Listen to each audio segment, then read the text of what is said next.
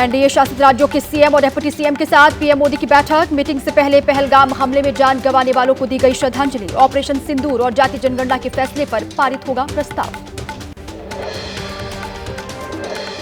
PM Modi के मन की बात कार्यक्रम के 122वें एपिसोड को एनडीए शासित राज्यों के सभी सीएम और डिप्टी सीएम ने सुना। बीजेपी अध्यक्ष जेपी नड्डा, रक्षा मंत्री राजनाथ सिंह, गृह मंत्री अमित शाह ने भी सुनी पीएम के मन की बात। एनडीए शासित राज्यों के सीएम और डिप्टी सीएम से मीटिंग पर कांग्रेस नेता अलका लांबा ने कहा, केवल अपने राज्य के मुख्यमंत्रियों के साथ मंथन किया जा रहा है। ऐसी राजनीति से देश का भला नहीं होगा। संसद का विशेष सत्र बुलाया जाना चाहिए। पीएम मोदी ने मन की बात कार्यक्रम में पहलगाम हमले का जिक्र किया। कहा, पूरा देश आतंक के खिलाफ एकजुट है। ऑपरेशन सिंदूर के तहत पाकिस्तान को दिया मुंहतोड़ जवाब। सेना के पराक्रम पर पूरे देश को गर्व है। पीएम मोदी ने कहा, ऑपरेशन सिंदूर बदलते भारत, साहस और संकल्प की तस्वीर है। सेना ने पाकिस्तान पर सटीक कार्रवाई कर आतंकी अड्डों को तबाह किया। आतंक को खत्म करना भारत का संकल्प है। पश्चिम बंगाल के मुर्शिदाबाद में पुलिस ने 8 अवैध बांग्लादेशी नागरिकों को गिरफ्तार किया है। भारत बांग्लादेश सीमा को पार करने की कोशिश ये सभी कर रहे थे। राजस्थान के जैसलमेर में भारत पाकिस्तान बॉर्डर पर बीएसएफ मुस्तैद है। भीषण गर्मी में सीमा की सुरक्षा में जुटे हुए हैं हमारे जवान। कहा, पाकिस्तान की हर हरकत का देंगे मुंहतोड़ जवाब। जम्मू कश्मीर के डोडा जिले के भद्रवाह में 27 मई तक मोबाइल सेवा निलंबित। सरकार ने सुरक्षा कारणों से लिया है फैसला। जम्मू कश्मीर के पुंछ में सेना ने 3 जिंदा पाकिस्तानी गोलों को डिफ्यूज किया। भारत के ऑपरेशन सिंदूर से बौखलाए पाकिस्तान ने एलओसी पर दागे थे गोले। पाकिस्तान के लिए जासूसी के आरोप में गिरफ्तार सहदेव सिंह की 11 दिन की रिमांड। पाकिस्तानी एजेंट को बीएसएफ और नेवी की गुप्त जानकारी साझा करने का इस पर आरोप है। गुजरात के बनासकांठा में घुसपैठ की कोशिश नाकाम हुई। बीएसएफ ने अंतर्राष्ट्रीय सीमा पर मार गिराया पाकिस्तान का घुसपैठिया। जम्मू कश्मीर के एलजी मनोज सिन्हा ने पहलगाम हमले में मारे गए लोगों को श्रद्धांजलि अर्पित की। कहा, हमारे बीच के ही कुछ लोग आतंकियों को देते हैं डायरेक्टली और इनडायरेक्टली समर्थन। न्यूयॉर्क के वर्ल्ड ट्रेड सेंटर पहुंचा शशि थरूर की अगुवाई वाला प्रतिनिधिमंडल। 9/11 आतंकी हमले में मारे गए लोगों को श्रद्धांजलि अर्पित की। इसके बाद गुयाना के लिए यह दल रवाना हो गया है। शशि थरूर ने कहा, आतंकवाद के खिलाफ दुनिया का एक साथ आना बहुत जरूरी है। अगर पहलगाम जैसा हमला दोहराया गया तो भारत चुप नहीं बैठेगा। पाकिस्तान की पोल खोलने जापान गई संजय झा की टीम के सदस्य अभिषेक बनर्जी ने पागल कुत्ते से की आतंकवाद की तुलना। पाकिस्तान को बताया हैंडलर। बहरीन से पाकिस्तान को 2 टूक। भारतीय सर्वदलीय डेलीगेशन के नेता बैजंत पांडा ने कहा, भारत परमाणु झांसे से नहीं होगा ब्लैकमेल। हम जवाबी कार्रवाई कर सकते हैं और आगे भी करेंगे। बहरीन में बोले असदुद्दीन ओवैसी, पाकिस्तानी आतंकियों और आईएसआईएस में नहीं है कोई फर्क। उन्होंने पहलगाम में धर्म पूछकर और कुरान का हवाला देकर लोगों की हत्या की। लखनऊ में विश्व हिंदू रक्षा परिषद 27 मई से शुरू करेगा सनातन यात्रा। पोस्टर के जरिए जानकारी दी गई है। बंगाल में हिंसा के विरोध में निकाली जा रही यात्रा 27 मई को सनातन हेल्पलाइन नंबर भी जारी किया जाएगा। कांग्रेस नेता अलका लांबा ने बीजेपी नेता रामचंद्र जांगड़ पर बोला हमला। कहा, सेना और शहीद का अपमान कर रहे हैं बीजेपी के नेता। जांगड़ा के बयान को बताया शर्मनाक। बीजेपी से रामचंद्र जांगड़ को निकालने की मांग की। बीजेपी सांसद रामचंद्र जांगड़ा के विवादित बयान पर बोले कांग्रेस सांसद इमरान प्रतापगढ़ी। बीजेपी में शहीदों और पीड़ितों को अपमानित करने की होड़ मची हुई है। आर्थिक मोर्चे पर भारत ने इतिहास रचा है। जापान को पछाड़कर दुनिया की 4थी सबसे बड़ी इकॉनमी बना भारत। अब सिर्फ अमेरिका, चीन और जर्मनी ही भारत से आगे है। विश्व की 4थी अर्थव्यवस्था बनने पर आरजेडी का तंज। मनोज झा ने कहा, आम नागरिक को अर्थव्यवस्था तब बेहतर समझ आती है जब तरक्की और खुशहाली हर घर तक पहुंचे। पूछा, क्यों बढ़ रही है आय की असमानता। कल से अगले 2 दिन गुजरात दौरे पर रहेंगे पीएम मोदी। दाहोद और भुज में हजारों की करोड़ की योजनाओं का शुभारंभ करेंगे पीएम। ऑपरेशन सिंदूर के बाद पहली बार अपने गृह राज्य जा रहे हैं पीएम मोदी। केंद्रीय गृह मंत्री अमित शाह का आज से 3 दिन का महाराष्ट्र दौरा। 26 मई को नागपुर और नांदेड़ में कार्यक्रमों में शामिल होंगे। 27 मई को मुंबई के कार्यक्रम में हिस्सा लेंगे अमित शाह। 2024 में चुनाव हारने के बाद कल पहली बार अमेठी जाएंगी बीजेपी नेता स्मृति ईरानी। बीजेपी नेताओं और कार्यकर्ताओं से मुलाकात करेंगी। इंटर कॉलेज खेल मैदान में जनसभा को भी करेंगे संबोधित। एक युवती के साथ तस्वीरें वायरल होने पर तेज प्रताप यादव ने दी सफाई। कहा, मेरा फेसबुक हैक हो गया था। फॉलोअर्स से अपील की। कहा, अफवाहों पर ध्यान ना दें।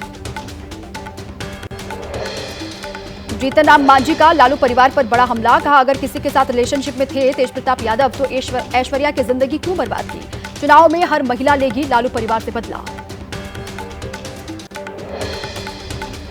अयोध्या पहुंचे क्रिकेटर विराट कोहली ने पत्नी अनुष्का शर्मा के साथ हनुमानगढ़ी मंदिर में दर्शन पूजन किए। हाल ही में विराट कोहली ने टेस्ट क्रिकेट से संन्यास लिया है।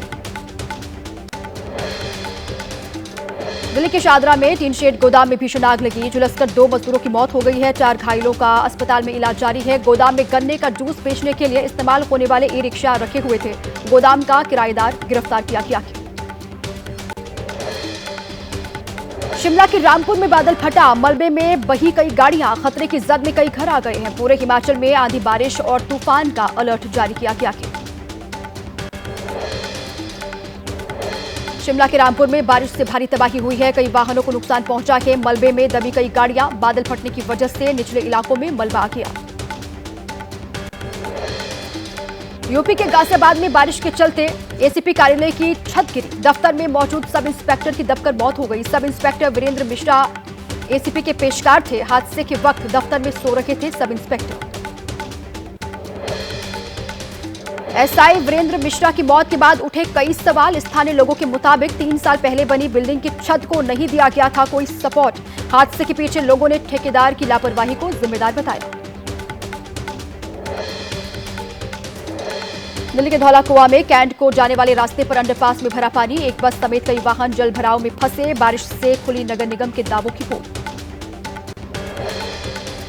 दिल्ली के महिपालपुर में भी सड़कों पर भारी जल जमाव। सड़कों पर मुश्किल से चल पा रहे हैं वाहन। जाम की परेशानियों से जूझते हुए लोग दिखाई दिए। दिल्ली में मूसलाधार बारिश के बाद आरटीओ के पास सड़कों पर भरा पानी। मौसम विभाग ने पहले ही रेड अलर्ट जारी कर लोगों को अलर्ट रहने के लिए कहा था।